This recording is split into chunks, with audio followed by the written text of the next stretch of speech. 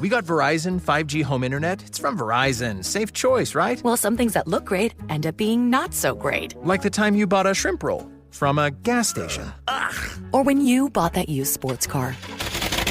What about when we got Billy that drum set? The point is, Verizon 5G home internet sounded great, but turned out to be something else. And we deserve fast, reliable internet. We deserve Xfinity. It's time for better internet. Switch to Xfinity. Learn more at xfinity.com/Verizon 5G Facts. With Lucky Land Slots, you can get lucky just about anywhere. Dearly beloved, we are gathered here today to... Has anyone seen the bride and groom? Sorry, we're here. We were getting lucky in the limo and we lost track of time. No, Lucky Land Casino, with cash prizes that add up quicker than a guest registry. In that case, I pronounce you lucky. Play for free at LuckyLandSlots.com. Daily bonuses are waiting. No purchase necessary. Void where prohibited by law. 18+. Terms and conditions apply. See website for details. It's a real thing.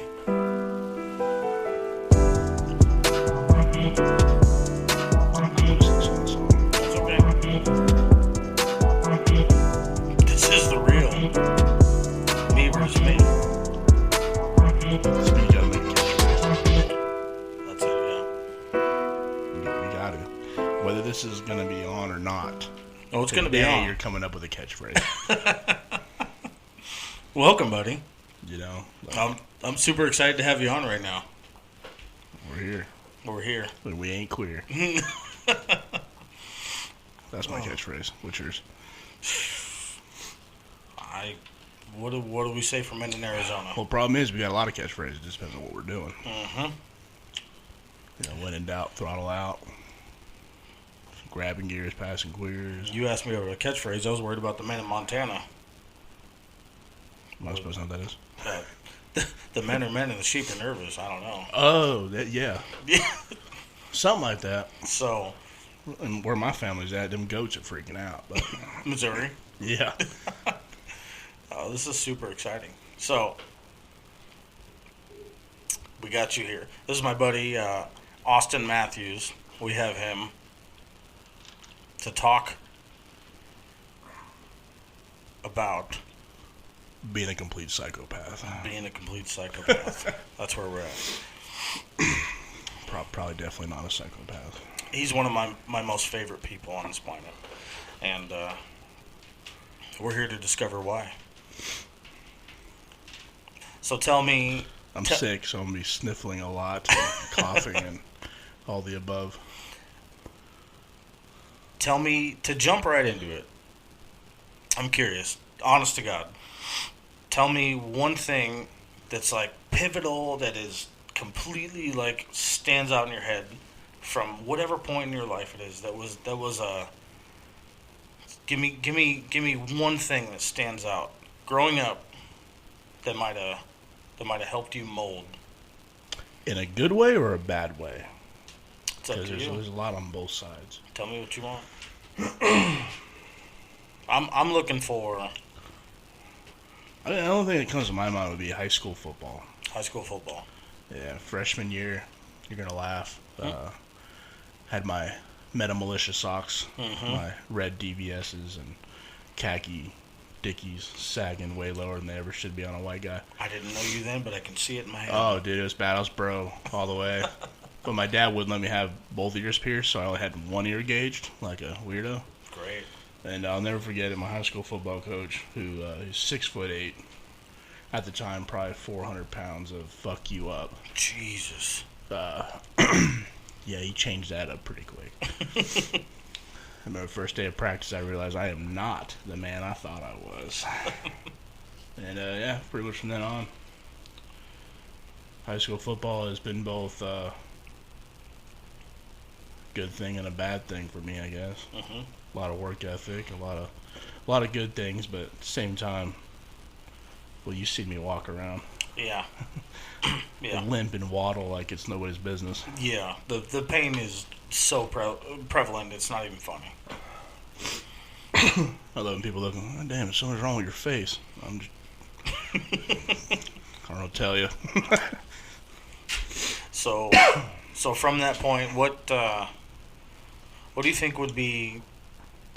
I can only imagine the discipline and the amount of learning curves that you had starting off your freshman year in high school in football. It was a big thing for me because, growing up, my parents weren't around very much, so it was kind of free reign, do whatever you want. You only had to deal with them maybe an hour a night. So when I got into high school football, every day I had a coach on site up my ass, whether I was in class, at football. My dad didn't know shit about football, but he loved going to practice just to watch me get yelled at. So, football was a big thing for me. I always think about it. If it wasn't for that, I'd probably be in a really bad place. You think so? I know so. Why do you say that? The crowds I was hanging out with. Fair. Yeah, the crowds I was hanging out with. The things that I thought I wanted to do in life. I think every teenage male goes through that moment where you're trying to figure out how hard you are. And I had all the wrong ideas of what hard was. I'm thinking, grew up in a biker family, so immediately you think of that route. I'm not going to say any particular group of names, but nope. You immediately think that, well, that's what I'm going to do. But my dad always told me, you think you're Billy Badass till you meet Billy Badass. I met that son of a bitch a couple times. It's fucked up because they expect you by the time you get to high school to have a solid grip on something. Goddamn, I'm 28 years old and I still ain't got a solid grip. You don't have shit. I was just talking about this with my dad yesterday. Getting married in 2 weeks, and he asked me, he goes, "You think you got it all figured out?" I still don't know what I want to eat for dinner. You're like, man. Dude, life it's amazing when I look back at the career that I've had, and I'm like, I was in charge of those situations. Right. Good Lord. And especially you, knowing you personally for as long as I have, I know that you have had quite the palate on you. You've had the situations and the responsibility that no 28-year-old should really have been bearing at this point. No, I don't. I definitely wasn't ready for it. I'm glad it happened, though. Sure. I don't think if I would have went through those situations, if I didn't go through those situations, I also wouldn't be where I'm at now. That's true. Which is still trying to figure it out. Well, but, we wouldn't be having this conversation. Yeah. Sure. So I know that from the little bit that I've learned about you from your high school years, and the very little bit that I know about you from the years before high school, there's a lot of things that could have molded you. Yeah. Grew up in a very broken home. His parents were really young, didn't know how to, weren't even adults themselves yet. I remember my dad's 21st birthday. Really? Yeah. How old is your dad now, do you know? I fuck this up all the time. That's all right. So I think he's almost 50 now. Jeez. But we're 18 years apart. Yeah. Shit, man. Me and my little sister are 21 years apart. So me and my sister are farther apart in age than me and my dad. I remember meeting your littlest brother, and I was tripping out. And there's a younger one now. Oh, my goodness. Oh, it's great. We go to, restaurants. Yeah. And everyone's, trying to put it all together. They're like, is that your brother or your dad? Is this yours? Is that his? Because he's old enough to be both. Yeah. Yeah. He could very well be my older brother, but he's my dad. Oh, man. So, where... I don't remember specifically, but where were you born? I was born in Maryville. Maryville Hospital. I don't think it's called that anymore, but... Yeah, it might be. It's here in Phoenix, essentially. And I know you've experienced a few different states. A little bit. Really, most of my life's been here in Arizona. My mom moved to Missouri. Your bio mom? Yeah, my biological mother. For those listening, I have a mom who's my stepmom. A mother who's my mom. I haven't heard a lot about your bio mom. Yeah, it's one of them tough roads. I agree. Yeah, she her and my dad split up when I was real young. I was like 5 or 6, and she took my brother and sister to Missouri and left me here. So, damn. Yeah, it was a lot of questions unanswered. Yeah. She recently, was it my 28th or my 27th birthday? Maybe it was just last year, my birthday. She actually apologized for a lot of things. So that's good. But there's still a lot of things we want to talk about, but it's been so long. I don't think I'll ever get those answers. So maybe there's reasons for that, but we keep that. You know. Maybe not. Unfortunately, I've learned going into your 30s, into your mid-30s, things get clearer. Well, that's kind of the cool part is like you're exiting the realm that I'm entering. Yeah.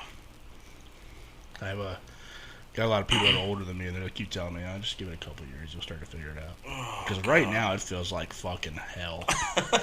You wake up every day and you're like, I don't know if I should be doing this. Oh man, for the longest time, man, I just thought like I'm running late.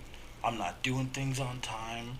I'm running super late. I'm not doing what's expected of me. Well, and I'm assuming you're meaning like things in life, not necessarily your day-to-day ventures. No life. Yeah, like life. Like, you know, life. like I'm 20. I feel like I should have a kid. I should have a house. Yeah. You know, maybe own a business already. Then I come to realize that, like I said before, I still don't know how a 401k works. Right. Like, I know I got one of them, but I really don't know what it's doing. Like, I think you met me on the back end of me. I was trying it at the age of like 23 or 24 with no business sense and no father sense, trying to run a business, I was married at the time. Oh no, I'm sorry. You didn't meet me at that point. You weren't officially married, but dang, you might as well have been. I was before then. Yeah, I wasn't there for that. I was there for I made a lot of mistakes in my future 20s. ex-wife number 2. Yeah. She was headed there. But that's all right. But I'm real interested in the story that follows. In the story that follows along with your high school years. Damn, I gotta remember all that. I'll put this on vibrator. The concussions kick in, you know. Well, I mean that really is a problem. You know, it's funny. Recently, I took Amanda to meet my high school football coach. He's telling all these crazy stories, and I'm like, I did that? You're like, son of a bitch. I get it all the time. I get buddies that call me up, or like recently, you know, she's met over the last couple of years, she met quite a few friends from high school, and they're all like, damn, I'm surprised this motherfucker's still alive. Oh. And I'm like, I wasn't that bad. Jesus, yeah. At least I thought. You know, it's funny because, like, your friends are like, you're nuts. Your family has no clue. Like, oh, he was just a good student. I was too smart for my own good. I was that class clown that was smart, so they couldn't yell at me too much. Yeah. But yeah, no. But no, the concussion thing is a big thing because I really have lost quite a few memories. And I try. Like, I have film, still playing games, and I'm like, God damn, what did I try? I do not remember that. I just don't remember. What'd you play in football? Center and long snapper. Center and long snapper. And so isn't that right after you snap, you're a lineman after that? Yeah, center snaps the ball to the quarterback, and long snappers, you know, that's literally, in my opinion, the easiest job in football. You think so? You just snap the ball to the punter. You know, or the kicker if he's doing like field goal or whatever. That's it? Yeah. Is that the only time you stood in? When I stood in? Yeah, but you were just for punter and kicker. You weren't for quarterback. No, I played center in high school. Oh, okay. I was gonna go play college football as a long snapper. Gotcha. You know, I had maybe playing 15 seconds a game. You know, free education for somebody who don't even know you exist. Hey. There's fans that I know that are diehard football fans that still to this day have no fucking clue what a long snapper is. That's that bastard that throws that thing back 10 yards and hopes for the best. Yeah, when I was in high school, I was ranked 3rd in the nation at one point, and people were like, God damn, they ranked that bullshit? I'm like, yeah, it's actually a big deal, believe it or not. Yeah, you gotta be accurate, you know. I can snap a better spiral between my legs than most quarterbacks can throw. Well, I got real lucky. My dad dated a girl shortly after my parents split up. Now, I don't remember his name, and I might fuck up the school. Pretty sure he was a Trojan. So was that like UCLA or something like that? No. Oh. One of them damn California. You're talking about. But he was he was a Heisman Trophy quarterback. Like, I don't know if he was nominated or if he won. I was real little. I was like 6, 7 years old. Mm-hmm. But he taught me how to throw a football. And I've been throwing that football the same way ever since. And it's the same way I snap it. It's funny we're actually talking about this. An old football, he was a couple years older than me, just recently asked me if I'd come coach some of his kids. Really? Yeah, and I was like, man, there's so many other camps out there. And he's like, you're the best. Oh, well. I ain't the best no more, but I can give it a shot, you know? I used to. Yeah, I fucking used to could, you know? That's so interesting, man. You've had a history, from what I can tell, that a lot of us as teenagers would envy. No, obviously I'm a depressive mess all the time, but these days, yeah, it's moments like that I think back and it's like I know I'm a blessed person. Like I know people love me. I know I got the support. Mm-hmm. Which makes me wonder, why am I so fucked up? Right. You know? It's like, well, where is it now? You know, I usually hate when people are like, oh, I grew up in such a bad home. I grew up in a tough home. Mm-hmm. You know, my dad was an asshole. Mm-hmm. But I also, if he wasn't an asshole, there's no way in hell I'd be what I am now. Sure. I would probably be dead or in prison. 100%. You think so? I know so. Yeah. You know, trying to... like we talked about at lunch one day, playing the game between right and wrong every day. Yeah. You know, you have a way in your mind. You think you're gonna handle something, and then you're like, what are the consequences on that deal? Yeah. My dad used to always. One thing I will say about my dad is, he would let me do whatever I wanted to do. Hey, Dad, I'm gonna go to a party. All right. Don't drink and drive. When I walk out that door, hey, just remember. For every action, there's an equal and opposite reaction. Right in your soul. Yeah, and like a lot of kids, I've heard their dads say that shit, and they're like, oh yeah, whatever. And I'm like, I think that's the reason why I'm an overthinker now. Like, people are like, man, you're always so dark. I asked you if you wanted to go to lunch. You're talking about how you might get in a rollover on the way out to lunch. And I'm like, yeah, because my dad always told me. Yeah. So you're like walking out the door, and you're like, thinking of every situation that could possibly happen, and you know, it makes me feel a little bit better that I'm not the only one. Goddamn, fuck therapists. I think I just figured it out. Yeah. I think that is why I'm serious. I think I just had an epiphany. I think that is the whole reason why I'm an overthinker now, is because of the shit my dad would say. Motherfucker, why can't you just tell me, like, hey, this ain't gonna end right? At the same time, I'm glad he didn't, because it taught me how to figure it out. I was gonna say, if he gave you the answers, you wouldn't have figured it out. I tell you, once again, we're talking about age, right? I'm at that weird age where I got, like, buddies still living at home. Yeah. But, like, have really good jobs. Mm-hmm. But can't be on their own. And I always look back at it, I'm like, man, y'all thought I was dysfunctional? I've been on my own since I was 16 years old. Yeah. Well, I think that's one thing you and I can definitely relate to. For two blue collar as it gets. Yo, fuck. Shit, it's so blue it might be white depending on how many times we washed that one. Right. That thing is washed. It's got them white sweat stains on it. Which is super funny to me because it's two completely different opposite reactions.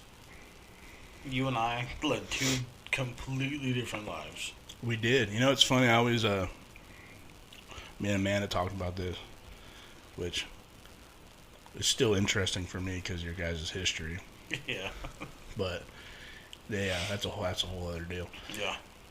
But yeah, you know, like, oh, Sage was more of a band geek than he was a football player, and I'm like, I would never guess that now. Yeah, I sure was. You know, and now I'm almost the opposite.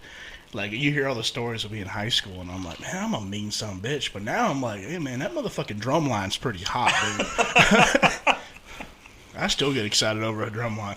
And I swear to God, if it wasn't a stigma, because my high school marching band won state competitions all the time. had a badass drum line, and I wanted to be a part of it so bad. Mm-hmm. But I was like, man, if I pick up a fucking drum, you can be a nerd. I'm gonna walk around with a dildo on my forehead. You're gonna be a nerd. Yeah. Yep. Dude, I'm telling you, going to fucking pep rallies, you're like, it's cool as fuck. I'm missing classes. This is great. Yeah, and most people don't realize the person getting you hyped up is the dude you make fun of all the time. Yeah. Because, man, that drum line. I don't know if you played drum line or whatever you did, but I had my own set of shit. I look back and I bought myself a drum one time thinking I knew what the fuck I was doing. No, sir. D9. Yeah, So end up selling that. It's a little bit more different than it looks like on the movies. I can't lie. I love that movie Drumline. Oh, dude, I just watched it yesterday. I'm pretty sure that's why I bought the drum. That's not a bad thing. It's all right. Yeah, I'm pretty sure that's why. In high school, nobody told me that me being dumb was going to take away from me trying to go to ASU for being in the drums. They didn't tell me that there was a difference. You gotta be. Hold on. Are you saying that you were both dumb and a band and a man geek? 100%. 100%. You're a contradiction. I'm telling you, it was a bad combination. Yeah, I was really smart. You were smart and a jock. I was smart. I did not apply myself. So let this be a timestamp right here, just so everybody else is clear that's listening. There is a smart jock and a dumb band geek that are now closer than most people will be in their entire lives. Well, I said I was smart. I don't know if I'm still smart. That's fine. We're going to run with it. But yeah, we'll rock with it. All right, so... You know, so like in high school, this is terrible again. I was a bully to bullies. So, you know, generally the people that would pick on the little guy, I would pick on that guy. And, you know, people always ask, well, why is that? Well, one, I think, you know, you just have a good heart. I was raised right. But two, I think it's because I associated with them more than I did with the groups I was in. You think so? Oh, hell yeah. Oh, that's so Dude, insightful. I wanted to get into video games, and I wanted to get into all that shit. Growing up, I didn't have toys. I wasn't allowed to have. I had dirt bikes. I had race cars. I had sprint cars. Like, those were toys. My dad's like, you get the fucking pick. You want to be a kid, or do you want to drive race cars? So, I have to say that breaks a little piece of my heart. It's kind of like a best of both worlds. It's kind of fucked up, really, because you get kids like, oh, every little boy wants to be a race car driver. Yeah, but then every little boy wants fucking Hot Wheels, too. You were searching for the other side of it. I know if my dad heard this, he'd be like, fuck you, you had toys. No, I had toys at Grandma's house. I had not had no damn toys at our house. Damn, man. That's a crazy insight. That's a crazy insight. I was raised very different. Really different. I mean, not to keep going back to the fact of the fact, but, I mean, what you just said is the complete polar opposite of what I wanted. What'd you want? Yeah, I wanted to be a fucking race car driver, dude. Right. I fucking grew up watching monster trucks. I wanted to be that fucking asshole. And that's why you're doing it now. I'm working on it. Kind of. I mean, you can race your daily. Yeah. I'm not saying it's going to end well for you. It's not going to work out that way, but... I've seen your race videos. They're a little destructive. I tell you what, you want to make it big on TikTok, you upload that video. It's filmed by a potato. By what? By a potato. You ever seen the film quality from that? Yeah. Yeah, it's 10 years ago. All you need to know is SRT4 motocross track. Okay. Viral. So viral. You know what? I'm gonna do it. I'm gonna upload it. I think you should. Dude. I'm gonna upload it. I'm gonna figure out how to download it again. It ain't like I got people that follow me and give a damn, but I'll share the damn thing. You ought to. So this is fun. So what? This is the exciting part for me, only because I have some insight. After your high school years, after your football career has kind of came and gone, it's been very prevalent, right? That had to be a very dramatic 4 years. Well, I mean, the big thing for me was, you know, I think I was gonna go play D1 football. Yeah. And I had the scholarship to do it. I just got hurt, and my problem was I suffered major injuries every year that I played. So by the time it was time for me to really go to the next level, which once you get to college football, it is no longer fun. It's a business. You know, you are you're a business asset at that point. So, you know, coaches can love you. You can be the funniest kid on the team, and they might invite you over for Sunday dinner, but if you ain't gonna make that money, you're an asset. Yeah, well, you're a liability if you ain't gonna make the money. But you know, but no, I just you know, my big thing for me was I had no goals outside of I'm gonna go play football. I'm gonna go to the NFL. I mean, I had 2 NFL snapping coaches personally on speed dial that I work with every day. Jesus. You know, so I had every opportunity to make that an option. It wasn't until like one day I got out of bed, and I attempted to get out of bed. I couldn't. I hurt so damn bad that I was like, man, you know what? At the time I'm 18 years old, probably need. Let's say I got 3 tears in my left knee, 2 in my right, 5 in my right shoulder. When you say your knee, you talking about like the front or the rear? Well, left knee is both lateral and medial meniscus, and my PCL. So the only thing really left is the ACL. Good God, man! And it's still that way today. I haven't gotten surgeries on anything. My right knee is lateral and medial meniscus as well. My shoulder is 5 tears in the labrum. Senior year, had a pretty good head injury, possible damage of spinal cord. Took me a couple of days to figure out how to make my legs work again. But you know, just by the time I got there, I was pretty tore up.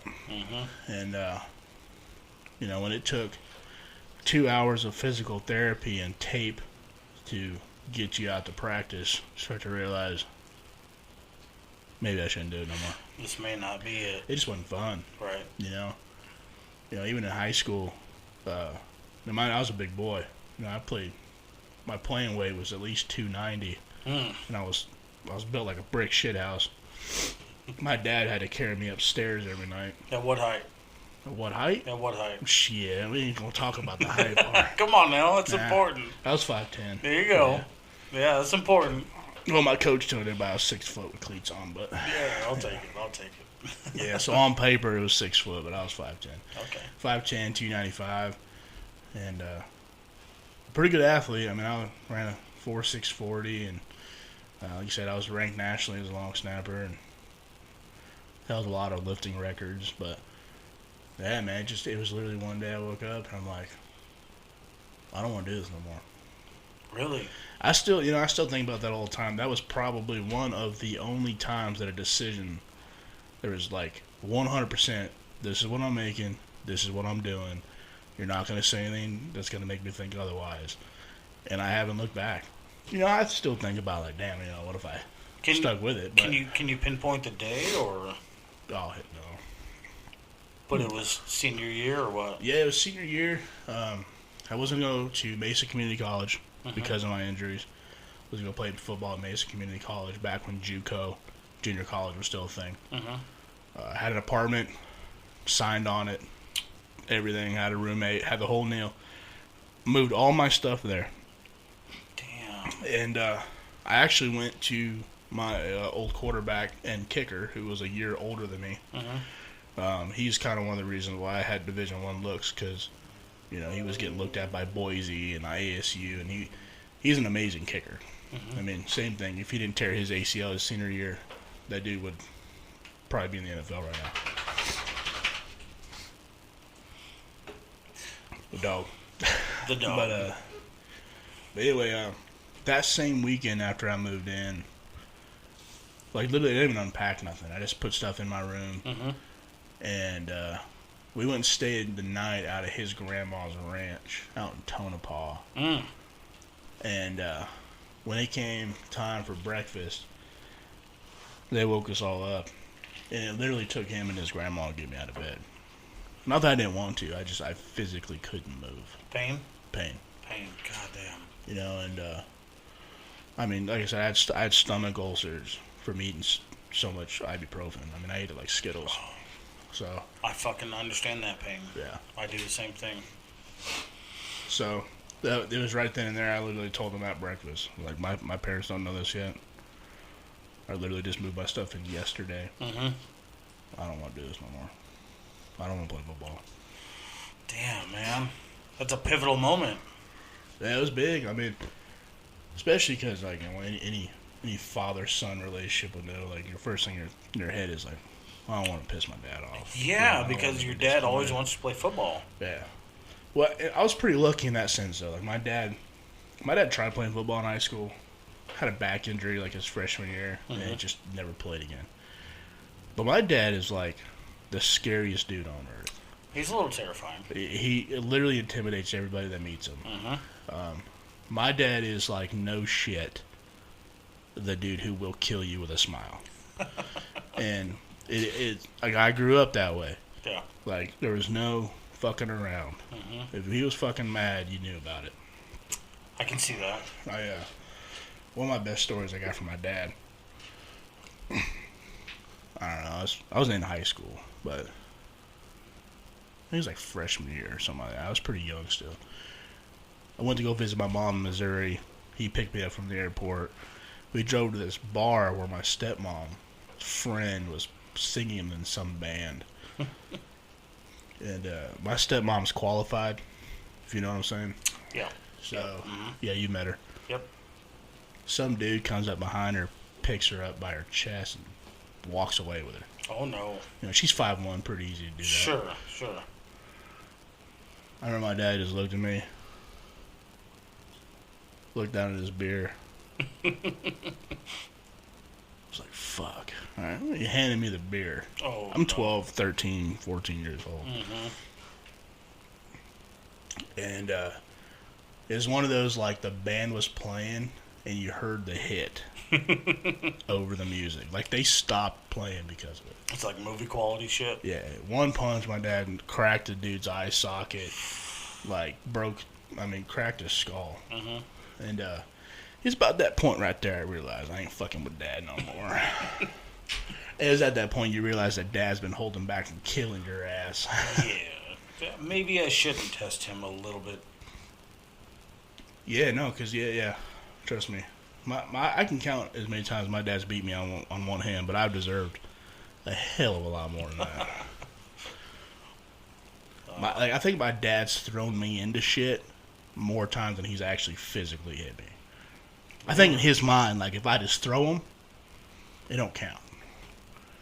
I can see that. I mean, I've been thrown, when I say through walls, like, from one room into the next room. And then we fixed that wall, and he threw me through it again. Remodeled some kitchens, especially in high school when I got really big. You know, because now, of course, there's two different kinds of men in this world I've found.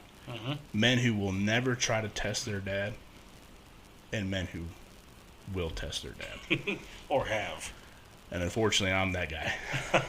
You think so? Well, I knew, yeah. As soon as I started getting big and, was pushing weight around like I was doing, and, you think you're around 18, you think you're a man now. And, oh, big boy. Yeah. And I remember, too, me and my dad got into a fight, and it was to the point where he told me, he was like, look. No shit, y'all went to it? Oh, several times. Really? Oh, yeah. Oh, my God. Yeah, we couldn't live together. That's why I moved out at such a young age. We're great friends now. Like, great friends now. Granted, he's older and has had a couple of kids since then, but, But no, we've remodeled some kitchens.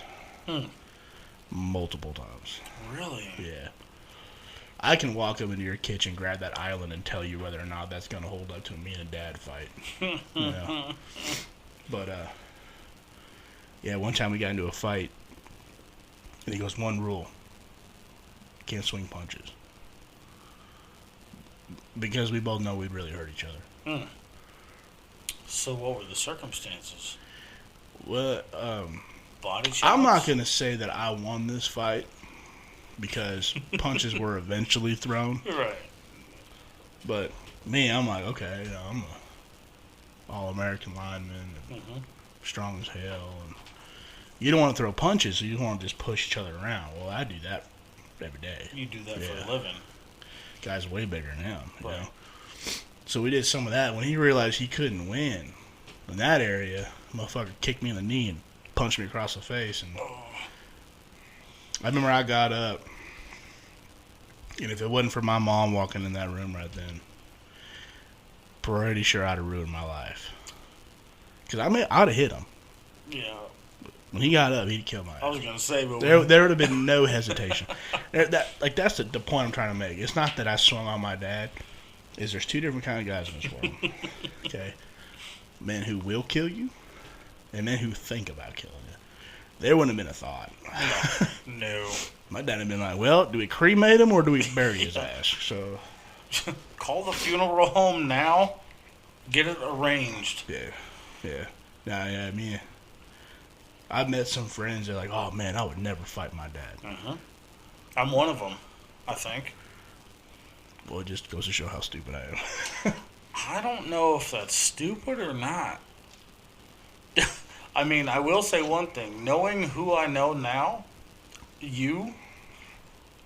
I don't know that I've ever seen one particular individual stand up to as many people as you have.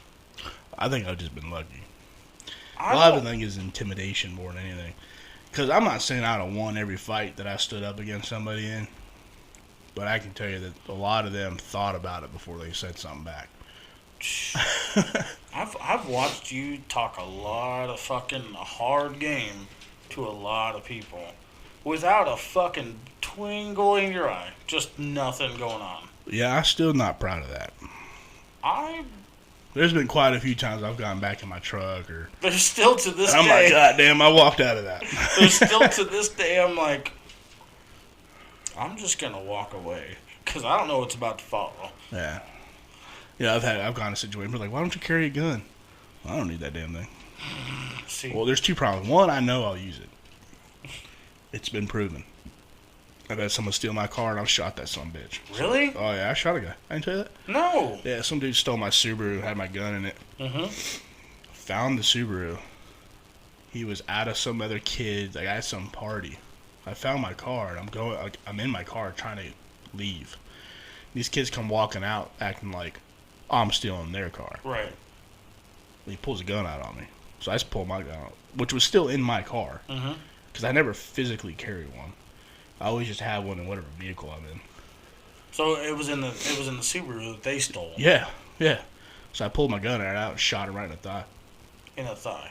He didn't die? No, well, I shot him in the thigh. Well, there's an artery in there.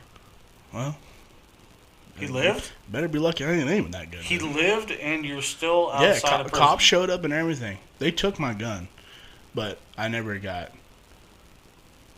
arrested. I mean, they took my gun. I still to this day haven't got it back. Sure. But, they always say, hey, man, if you're going to shoot someone, shoot them with your least favorite gun. Because you're not going to see it. Yeah, I'm telling you, that's true. But luckily, they had a bunch of people attest to it. Like, hey, these kids showed up in this car. We don't know who the hell they are. They came in here starting a bunch of problems. Okay. He walked out and said, hey, this is his car. He had a key to it. They pulled a gun on him, and he pulled the gun back. Fuck, I think somebody actually, I think, because I know I did not say this. Somebody said that I told them to put the gun down and let's talk about it. That's not something I would say. No, definitely not. You open the door to hell, we're going through that. Yeah, you'd have said something like, if you got one, then I got one. Right, exactly. So, we're going to see who's better at this game. Sure. Yeah. Damn, dude. Unfortunately, one day I might lose that game. How? I was 16 years old.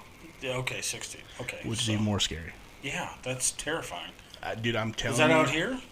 Yeah, it was like 35th in Peoria. 35th in Peoria, Phoenix, Arizona. Holy shit, dude. So that was before all the crazy shit. You were 16. Hold on. I had to be 18. No, I had to be 18. Because I was living. Yeah, because at 16 I didn't have my Subaru. So at 18 I was living with my own roommates at the time. That still don't help though. Well, at 18 you can own a fire. Right. Well, we shouldn't. That's why I'm like, hold on a minute. There is no way that made sense because they'd have booked my ass. But we shouldn't be talking about legalities. But well, yeah, because I sure as hell don't know them. Well, the technical law, I think, if I'm not being quoted, is you can purchase a firearm, you can purchase a hunting rifle at the age of 18, quote-unquote hunting rifle, and you can be gifted a firearm, a.k.a. a pistol, Well, yeah, because at 18. I think any blue-collar family's grandpa has given somebody a shotgun or a shotgun, a gun of some type. A shotgun you can buy at the age of 18. Anything with a pistol grip, from what I understand, I don't know if that's true or not, anything with a pistol grip, i.e. a pistol, shotgun with a pistol grip, you can't buy it till you're 21. You definitely probably know more about that than I do. Unfortunately. Yeah, I'm the type of guy, I like guns, but don't start asking me shit about guns. I'm like, yeah, it fucking shoots good. I don't know. I got to take classes. I'm really good at shooting, but I don't know all the details about them. I took a bunch of classes. I'm super happy with it. Yeah, I should. I should have? I should. You know, I actually saw a thing on, was it Facebook or Instagram? It was one of those CCW class deals. And I was like, if you don't know the gun laws in your state, you shouldn't be carrying a gun. And I'm like, that's a little extreme. I mean, but it's true, though. I mean, yeah. I don't know. All I know is Arizona, I'm like, Wild West. You can have one, you can carry it, you can conceal it, you can do everything. You don't need a CCW. But as far as nope, you don't. What happens, and like I said, I have shot somebody with one. Mm-hmm. You would think I would know the rules. But, dude, that day, luckily, I really don't know the officers' names. Well, I think the I don't want fact to get anybody in trouble. I think the fact that you had so many witnesses might have saved your ass. Oh, yeah. Because the best part is, I mean, this is like got to be an underage train. Oh, now, granted, I didn't know these people. Uh-huh. Like, if I remember correctly, I want to say those kids pulled into a gas station, like somebody we knew. And anybody that knows me knows that my vehicles are an extension of myself. Uh-huh. So, people who know me know my vehicles right away. So, this is fun because this is one of the things I was looking for leading into from your high school years was your street years. It's funny you talk about street years. I took my sister out to lunch recently. Yeah. And she was talking about like things she did in high school and didn't tell her parents about. Mm-hmm. And like I said, man, truthfully honest, most people in my family don't have a single clue about me. Like, understandably. But some people will tell you, "Oh, Austin's real loud. You know, he's a class clown. He'll tell you anything." Well, you've told me quite a bit about Mathews. Yeah, my alter ego. Yeah, Matthews is a crazy lawyer. Well, that's the point right there. My family don't know about Matthews. Yeah, well, you know, that's all right. So there's a big difference. You know, Austin's the type of guy that pays bills. Mm-hmm. You know, Mathews, he might fuck your sister. I mean, I don't know. You just don't know. You know, hide your wife, hide your daughter. Oh yeah, dude. My old lady, like when she met Zach for the first time. Oh. You know, Zach was telling all these crazy stories. I went to high school with Zach. Mm-hmm. And she's like, man, I really wish I saw that guy. I'm like, be glad you didn't. Yeah, no. Be glad that I grew up a little bit. Speaking of Zach, he's itching. Itching for what? He'll be here soon. Yeah? Yeah. 100%. Good Lord, I tell you right now, that motherfucker got some stories. I'm excited to hear his shit, too. And I will honestly say, you want to talk about somebody, at least in my opinion, that has been on multiple spectrums of life. Somebody who was thought to be a nerd. Mm-hmm. Someone who was thought to be, like, the popular kid. Mm-hmm. Great athlete, shitty athlete. I mean, the dude has been in every fucking scenario. I'm excited to hear his stories. Yeah. He strikes me as somebody that's very well guarded, but he also strikes me as somebody who has some extravagant stories that I want to hear. I have my theories on that, but... You do? Yeah. Well, I'll figure it out. Yeah. I mean, I'll say it. I'll give a fuck. What's he gonna do? Come hit me? Yeah. There it is. No, I like That's the Zach. response I love right there. I like Zach. No, I like Zach. I ain't no problem. Really what it is just, it's truth fact about anybody. You're a product of your own demise. Yeah. So, you know, someone like myself got a lot of problems in life. Well, that's your fault. Like, I mean, you had a lot of really good opportunities in life too. I could definitely not disagree with that. I'm definitely a big proponent of you put out what you put in. Oh yeah, I mean every problem I'm going through right now, I 100% know that it's my fault. Yeah, it's And I mean, I could say the same. Yeah. I have put myself in my situation tenfold. You know, there's that some like meme video thing going around. And, like, you don't change until you're tired of your own bullshit. That motherfucker hits home, you know. It's fucked up because it's so true. Yeah. Fuck, man. That shit's so real.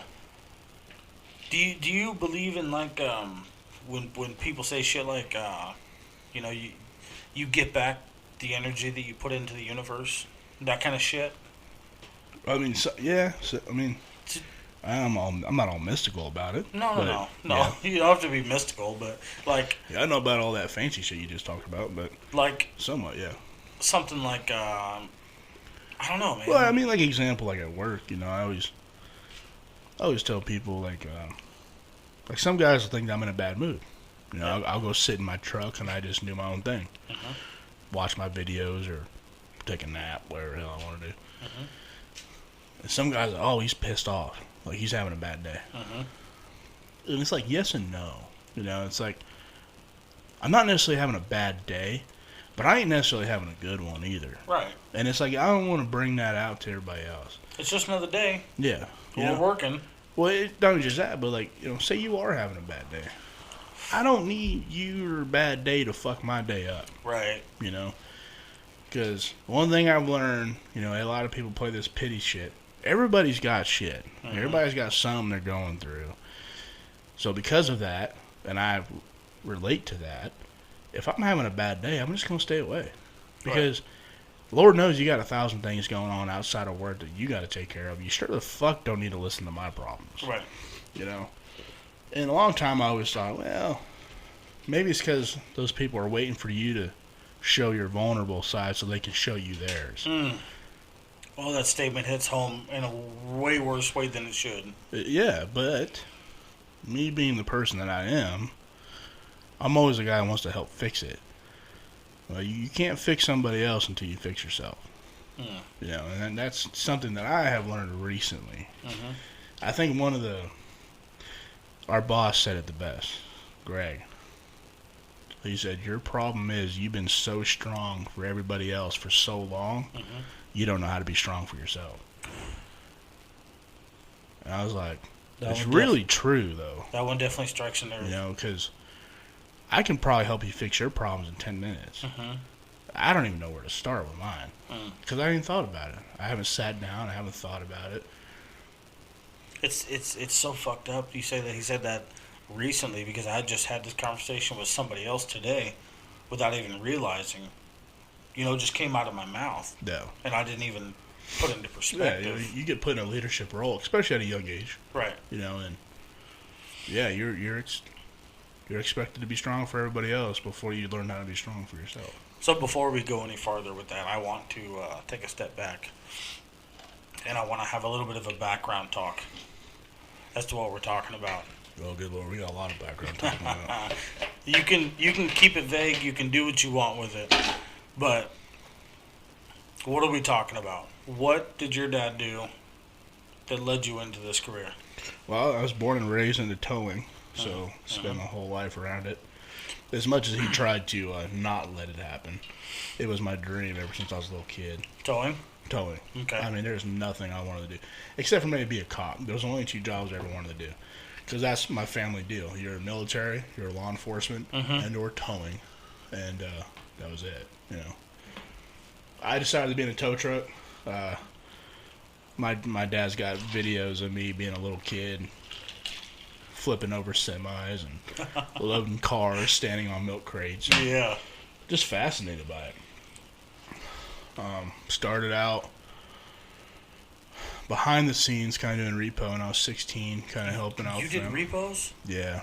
Actually, it's the only time I've ever been knocked out. No shit. By a woman. I didn't. Oh my God! I didn't know you did repos. Nonetheless, I didn't know you got knocked out by a woman. That's always a good story. I actually don't mind telling this one because I think it's pretty fucking funny. Yeah.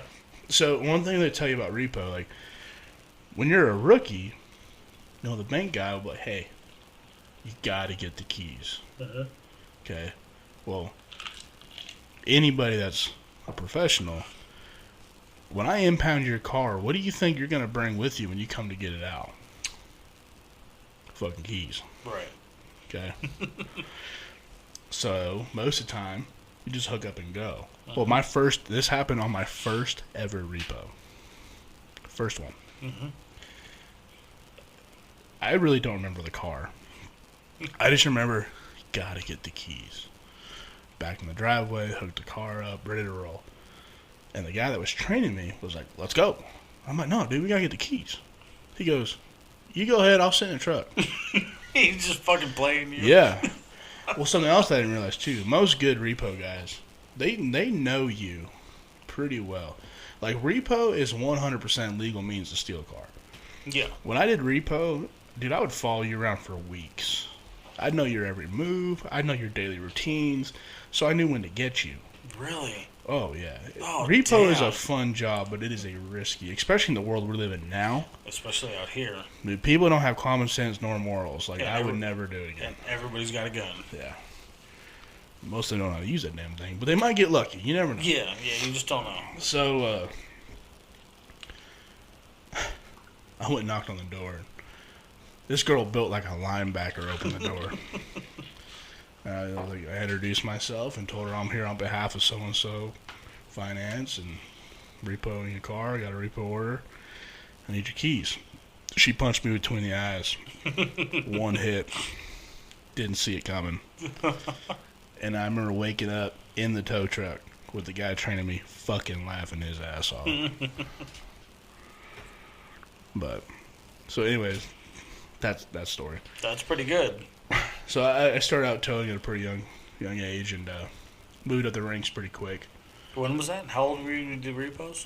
When I started? Yeah. 16. 16. But it wasn't like I was doing this every day, every night. You Sure. know, I was just, hey, we're short a guy. Can you come out and help us out?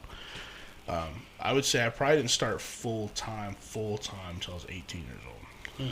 And that's where, pretty close about the time we met-ish. Because Quick Pick was the only one dumb enough to not check my age when they hired me. Really? Yeah, I probably shouldn't say their name, but whatever. Fuck it. Well, they got 3 other aliases. Yeah, they're owned by other people now. It don't matter. Bring it on, Joey. No, I'm just kidding. Well, I'm not now. But Damn. Better watch out. Them Italian Mafia boys come after you. We already saw how that plays out. Anyway, so yeah. Was that really right around that time? Yeah, I think when me and you... Because I worked night shift for a little while when I worked there, so we didn't know each other for a little bit. For a little bit, yeah. I was probably, 19, 20 when I first met you. Damn, dude. Somewhere around that age.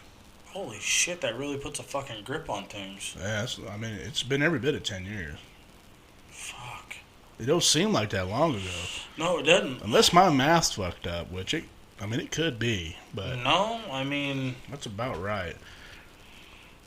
Holy shit, it has been. Either way, I started way too young. Like, most companies don't hire you until you're 25. And hell, I was a general manager by 24. So... Yeah.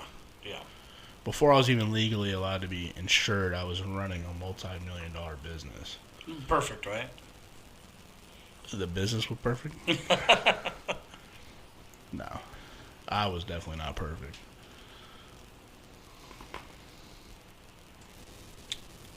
So how many different positions have you seen of management from a towing company?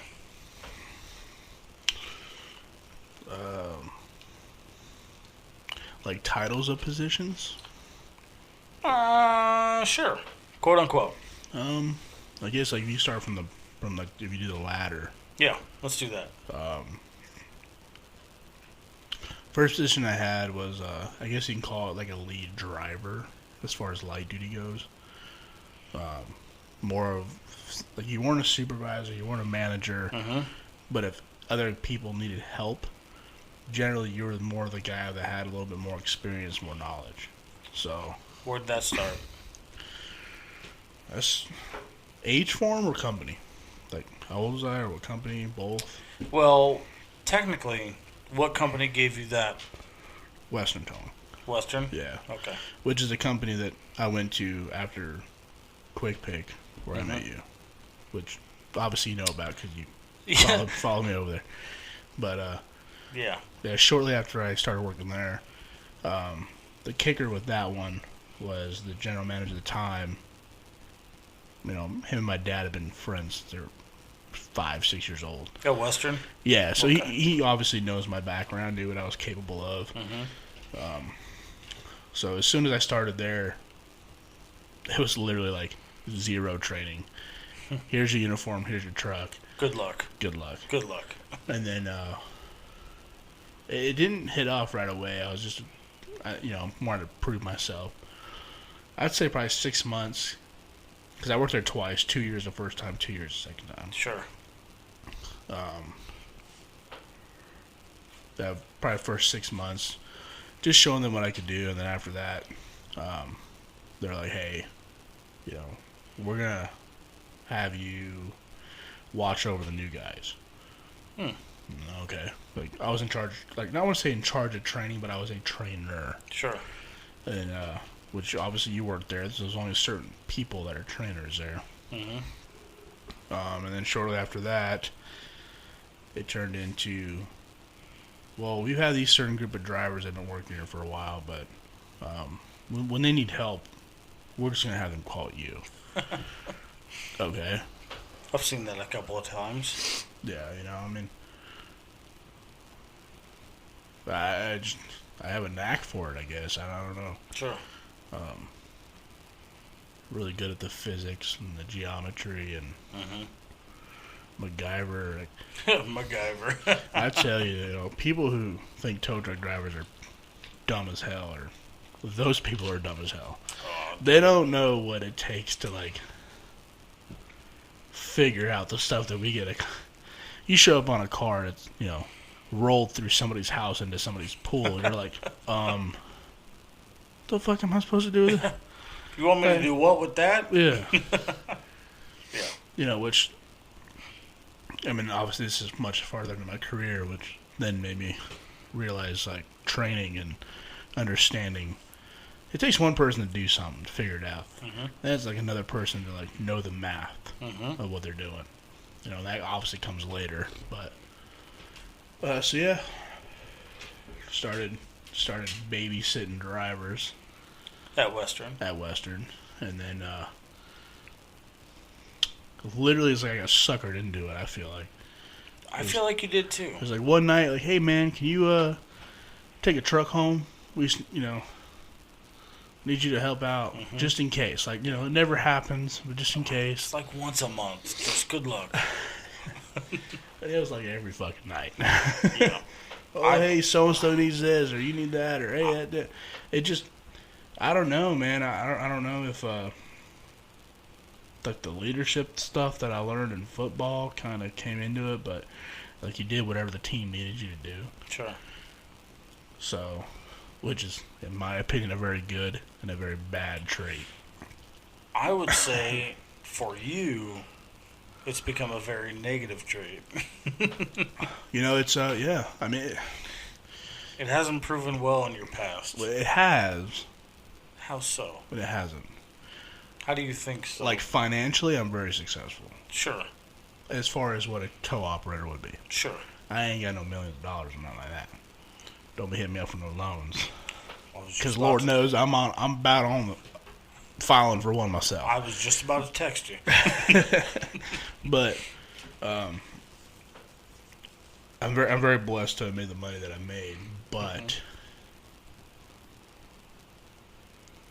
I've had no personal life. Literally since I was old enough to work till now, just 12 years.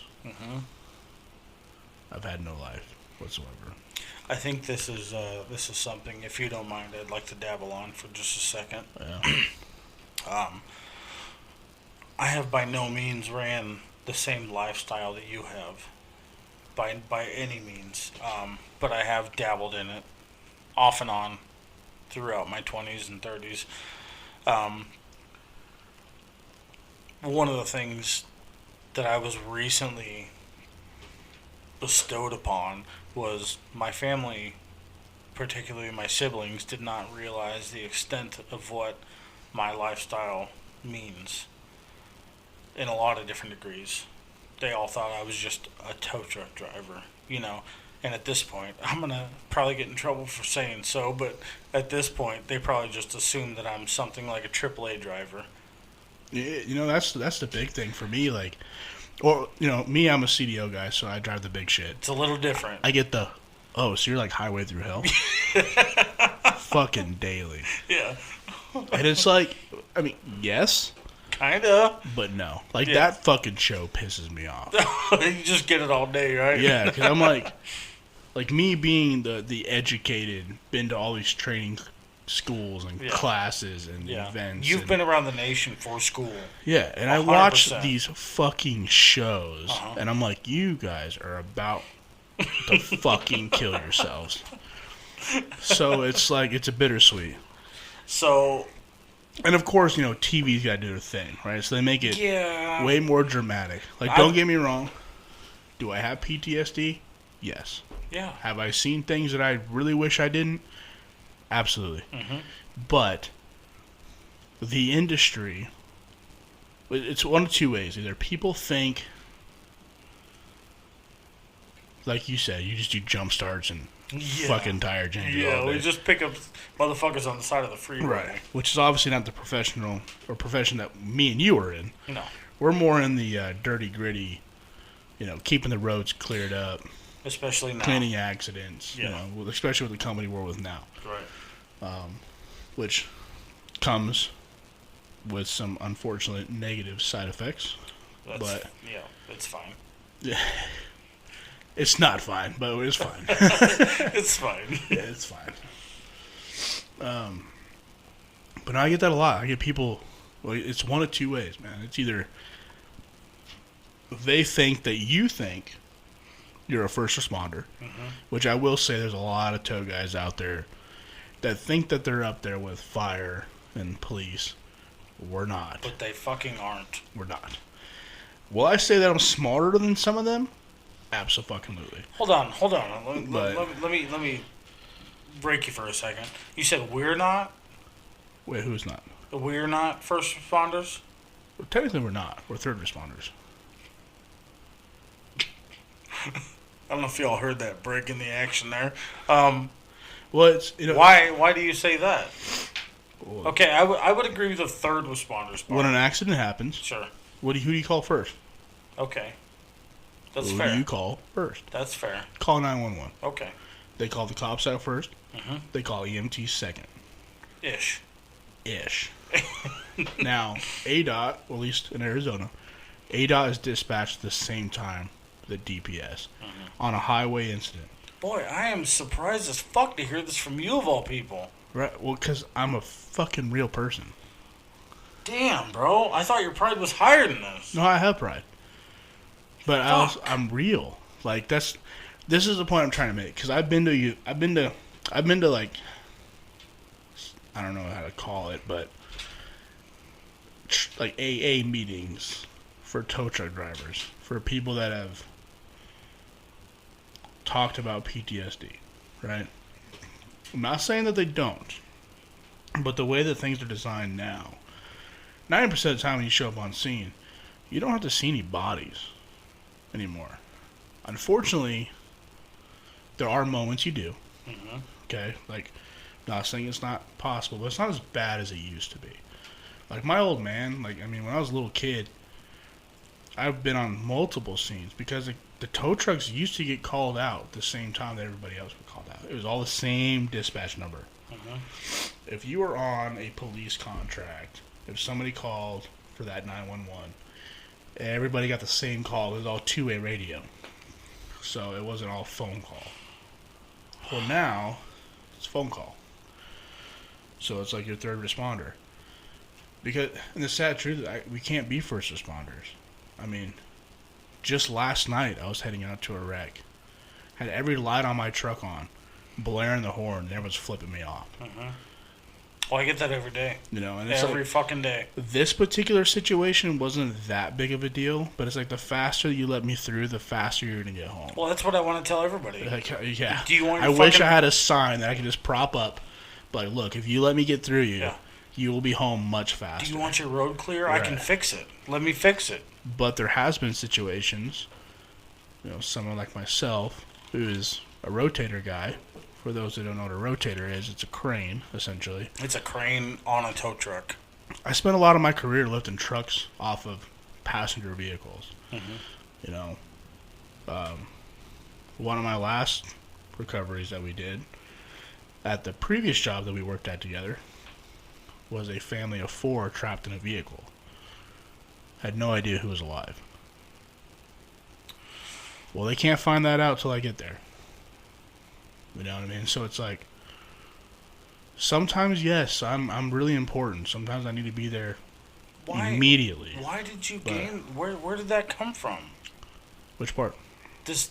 I don't know, man. Like, I have this... Well, I have a pride for what I do, but I also think there's a lot of people... It's like, for example, a lot of people lose respect in police officers who take the badge too serious. Sure. Same thing with tow truck guys. I think there's a line to be drawn there. Like, you know, it's you have a very important job. Clearly, I mean, I'm in it. I get it. But people are like, "Oh, I'm a first responder. I should have red and blues." Mm-hmm. I 100% think we should have red and blues on the back of our trucks, but not necessarily on the fronts. No, not on the front. People would abuse that all day. Right. Now, I do think that there should be a different procedure maybe in place where, hey, cops tell you, hey, we need you to expedite, then you need to have a police officer meet me where the traffic starts so he can escort me to where you need me. That's fair. You know, That's 100%. fair. That's fair. But you get a lot of guys who are like, no, I am on the same level as fire and PD. When it's like, as far as emergency goes, you're really not. I think a lot of what, if I may, Yeah. I think a lot of what you're speaking from is Arizona experience. Well, yeah, I mean, because like in Missouri, where a lot of my family's from, like they actually have red and blues and they have sirens. A lot of other states do have reds and blues, but we don't. But they're very rural too, right? Where there's one road in, one road out. Right. Things are a lot different here. Metro, we'll try to tell ourselves that there's only one way to get there. There's not. I mean, it's just that's the one way we want to go. Right. You know. That's fair. I think that's a conversation for a different time. But yeah, it's just there's so much involved, man. Because like at least with what I do on the big side, like I help train fire departments on how to take care of heavy recovery. Mm-hmm. So a lot of these, fire and police are learning how to handle these situations before I get there. Mm-hmm. Because the problem is, at least when you get to the level that I'm at, there's a lot of guys who actually, they're intelligent, they've been trained, they know what they're doing. And there's a lot of other guys that have just been handed the keys to a truck because they have a CDL, and they have no clue what they're doing. Well, we got a couple of them. You know, like I said, the one with the 4 people trapped. You know, I had 45,000 pounds dangling over people's heads. Right. If something breaks, somebody dies. Right. That's my fault. Multiple people. So it's like, do you want some fucking hillbilly Bob who don't know how to do shit? It'll be good. That's fine. Or do you want someone to walk over there and be like, hey, look, man, I've rigged for 60,000 pounds. And my rigging is rated for this, for this, for this. My angles are this. Like, you're going to be safe. Mm-hmm. You know, and unfortunately, there's a lot of people that don't know that information. There's a lot of people that don't know that shit. You know, a lot of, now, definitely in the last 10 years, more than any other time in the industry, there's been opportunities to learn. You know, I think, like when my old man did it, the fuck is math? Goddamn pull that motherfucker. You know what I mean? He didn't know shit. Well, now it's like, oh, hey, we got to think about this. Like, I think enough people got hurt to realize we should start paying attention. On top of the fact that technology is at such a point these days to where people... Dude, I even have an app on my phone that I can put in how much a truck weighs. Yeah. And it'll tell me exactly what I need to do. Yeah. Like, it's crazy. Technology, the trucks, the cars. Yeah, it's... There is so much shit that's willing to help you save a life. Yeah, absolutely. And we're blessed for that. We're so blessed to have these opportunities to be able to save lives. And I think in our occupation we're definitely vital.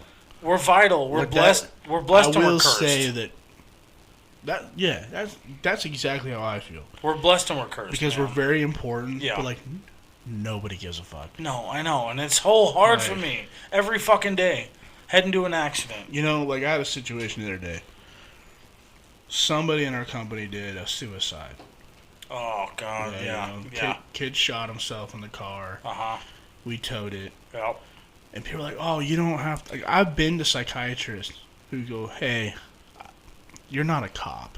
Like, you're not an EMT. I really can't help you. You've had a psycho tell you that? Several of them. Really? Several of them. Oh, that breaks my heart. Because, like, you know, like, I saw my first dead body fatality when I was 16 years old. At the time, I was naive. I was like, this is fucking cool. Yeah, but it's not cool, though. It's not cool. It's not fucking cool. You think it's cool until you're there. You think it's cool until that smell haunts you. You think it's cool until it's in your nightmares, which I have a lot of. You know, and they always say it's bad. Like, if you really think about it, most time in your dreams, you don't see faces. You don't. But I do. And that's not good. I mean, that means your brain's you're really hanging on to some shit, you know? Yeah, yeah. Do I know why? I don't. Like, when you have definition to your nightmares, like, there's no particular reason why. Like, I'm not, as far as I know, I don't associate with. There's been a couple that I've associated with people that I know because they're young. And fuck, I mean, to be honest with you, there's a girl that died in my high school. DUI. I cleaned it up. I cleaned up that wreck. You cleaned it up? Yeah. Like, I had to. God.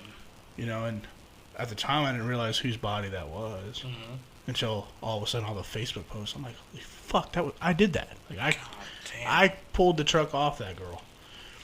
But like I said, you know, when you're there, you're not like, hey, I'm gonna go there and check it out. At least I don't anymore.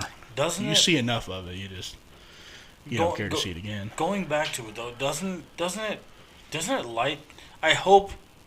I shouldn't say I hope, but for me, it lights a fire in me when people make light of that situation.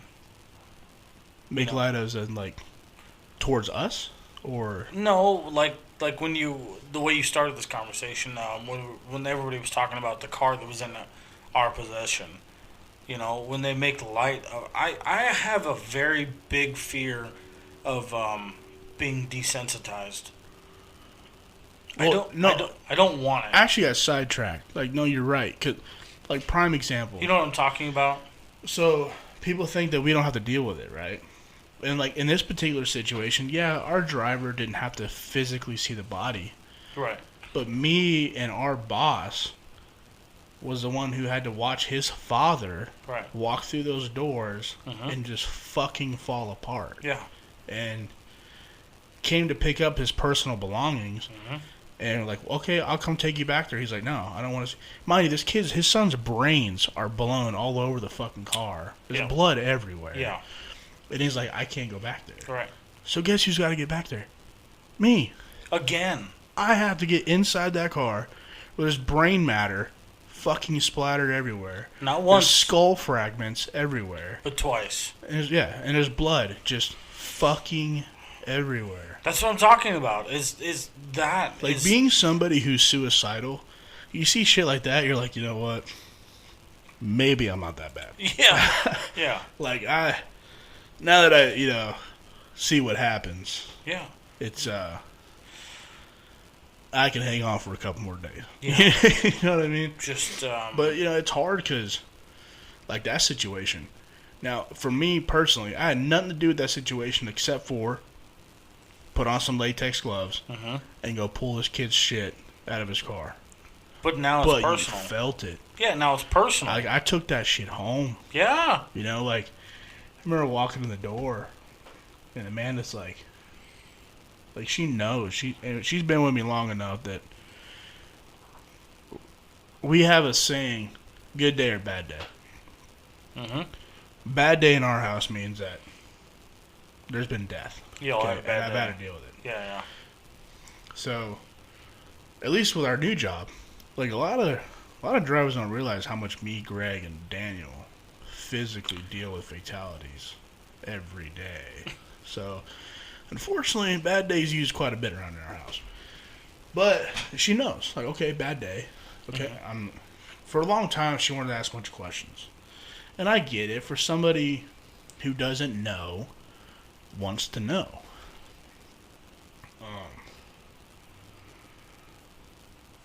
I think what did her in the best is when AZ Central did a video about a recovery that I did. Mm-hmm. Did a whole video about the family. Who they are, what they did, all their accommodations, whatever. And I showed her pictures of what they looked like when I saw them.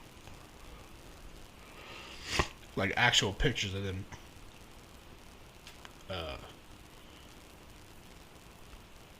Unrecognizable. Trying to figure out how to... and honestly, at the time, the photos that I took, it wasn't like... I was like, oh, I'm going to take a picture of this. You just didn't realize they were visible in the photo because there's so much carnage, right? I think that day is when she realized, you know what? This ain't for me. Who realized that? Amanda. Yeah. Because, hey, good day or bad day? Oh, it was a bad day. Oh, my God, what happened? What was it? How'd they look? What they look like? What it smell like? She really asked all that? Oh, God, yeah, dude. She's fucking twisted. Oh. And, like, for a long time, I was like, fuck yeah, let's talk about it. I honestly, dude, I'll be honest with you, like, straight up. Technically, the last wreck I did at TNT, that fatality at Sedona Exit, I wasn't even an employee there. Kelly had already started. I heard about it. He was general manager. He wasn't available. I still lived up there. I fucking ran out there. My GM told me that somebody called you off the record. Well, the fucking worst phone call I got was right prior to that. I got a phone call saying, hey, our buddy was in a fucking car accident really bad. Oh, gosh. But then I get a call saying, hey, I need you to go take care of this fatality. So I'm hauling ass out to this accident scene on a personal level, thinking that once again, I'm going to go pull something off of my fucking friend. And it sucks. It's always fucking worst case, right? Oh, all the time. Always worst case. All the time. Yeah. Like, that's a blessing and a curse. Blessing because when it's not the worst thing, you're like, oh, God, okay, I was so prepared for that. Right. Curse when it's like, okay, I really wasn't prepared for that. Right. But, and the problem with that one was the fucking fire team that showed up had it was 4 people. 1 male, about my size, 3 women, all under 5'1". When it was time, it took 2.5 hours to unfold the car to get people out of it. And we found there's a family of 4, mother, father, and 2 sons. And the male was like, hey man, can you help me get these bodies out? Sure. I ain't trained for that. He's like, oh, just put these suits on and you'll be good. These suits were latex clothes, by the way. There wasn't I was not wearing some hazmat suit like I'm meeting an alien for the first time. It was latex clothes. So I had to then drive my personal vehicle home, which is also harder because you have now charred flesh stuck to your body. Yeah. Driving your personal vehicle home. It really brings it home. Yeah. So, yeah. I gotta pee. Gotta pee. Well, I think we're going to have you back on. We're going to hear some more stories. What stories I got? We're going to get a little bit deeper. You don't want to go that deep. Oh, we're going that deep. I appreciate you being on today. Man, I'm left with... questions, I can see it. Oh, man, I'm left with... We gotta end on a positive note. Like, if there's anything... Yeah, we gotta end on a fucking positive. Like, if somebody's listening right now, what would you tell them about tomorrow? Tomorrow... Shit. All I can say is, when you get in that damn... whatever the fuck you're driving to work, just rev the shit out of that fucker one time. Put her in the ketchup. Dude, just stab that motherfucker home real quick. It don't matter how fast it goes. Oh, man. Makes me feel better. Do it for Ken Block. Do it for Ken Block. God, Yeah, that's dude. fucking hurtful. When I leave your fucking neighborhood, I'm doing a goddamn burnout. That was hurtful. I'm going to burn some 37s in your driveway. Listen, I'll move in the dirt because I want you to know about it. No, fuck that. That's my window. Man, the only thing I can think of is just the people listening. I want for my listeners to understand how easy it is for the majority of the population. Is that fucked up? To do it for Dale. To do it in general. These are the people that we pick up. These are the people that we get to talk to every day. Shit is so much easier than it should be. It really is, though. I think back a lot on like the shit that I was really stressed out about. I'm like, God, it's fucking retarded. It's just bullshit. And I didn't even know it at the time. I just ain't figured out how to get over it. Yep. And to end this one, just so we're clear, for my listeners, this is our first fucking recording, and I'm super excited to have it out. I am so excited for everybody to be listening. Stay tuned, because it's gonna be real, it's gonna be good, it's gonna be real fucking good. We're gonna have a lot of exciting listeners. There's so much support for Me Versus Me, and stay tuned. You can look us up on Facebook at Me Versus Me Podcast. You can look us up on Instagram at it's Me Versus Me _pod. I'm on TikTok. Check it out. All of them. Do your thing. Email us at meversusmeinfo@gmail.com. I'm here. I'm with you. Bless you all.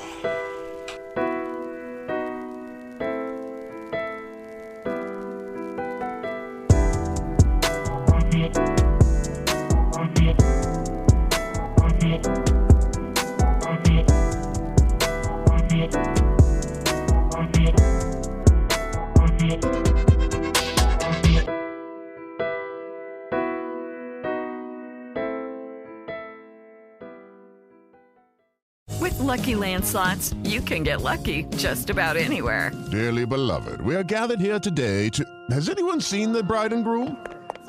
Sorry, we're here. We were getting lucky in the limo and we lost track of time. No, Lucky Land Casino, with cash prizes that add up quicker than a guest registry.